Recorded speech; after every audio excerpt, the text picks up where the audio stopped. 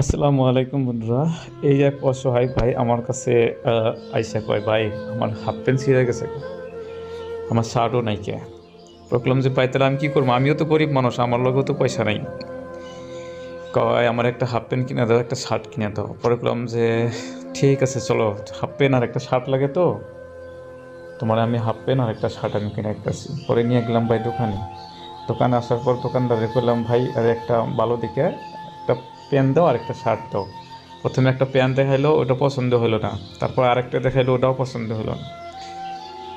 তারপর আরেকটা দিল, ওটাও পছন্দ হয় না ওর, আরও একটু ভালোটা নাকি। আমিও বললাম যে ওরা একটু ভালোটা দাও। পরে ভালোটা দেওয়ার কথা কথা কোয়ার পরে দোকানদার আরও একটু ভালোটা দিল, ওইটা আবার ওর পছন্দ হইলো। এই যে এই প্যান্টটা দেখতেছেন যে দোকানদার হাতে নিয়েছিল, এই প্যান্টটা কিন্তু ওর পছন্দ হয়েছে। পরে এই প্যান্টটা দেওয়ার পরে বললো যে ঠিক আছে, এইটা পছন্দ হয়েছে, ওইটা রাখলো। তারপর এখন আরেকটা শার্ট লাগে, পরে বললাম যে একটা শার্ট দাও। পরে একটা শার্ট দিছে ফুল হাতা। ফুল হাতা শার্টটা দেওয়ার পরে ও কয় যে না, গরমের দিন এসে আমার ফুল হাতা শার্ট লাগবে না, হাফ হাতা শার্ট দাও। পরে হাফ হাতা শার্ট একটা দেখাইলাম। হাফ হাতা শার্ট দেখানোর পরে ও কয় যে আমার পকেটওয়ালা শার্ট লাগবে, পকেট থাকা তার মানে।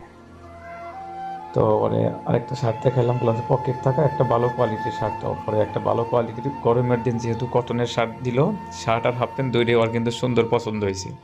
পছন্দ হওয়ার পর আমি বললাম যে দোকানদারে বললাম যে ঠিক আছে, দামের লগে কোনো কথা নাই, ওর যে পছন্দ হয়েছে এটাই বড় কথা। আপনি ওরে সুন্দর করে প্যাকেট করে ওরে দিয়ে দেন।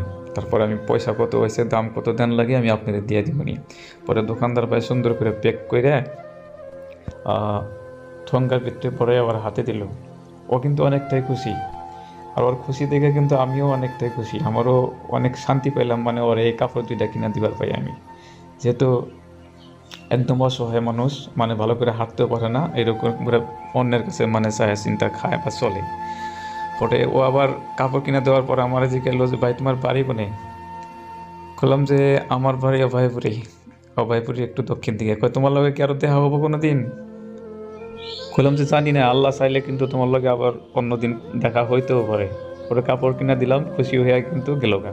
ওর দোয়া করেন সবে আমার জন্য, আমি যাতে এইরকম মানুষের পাশে দাঁড়াই।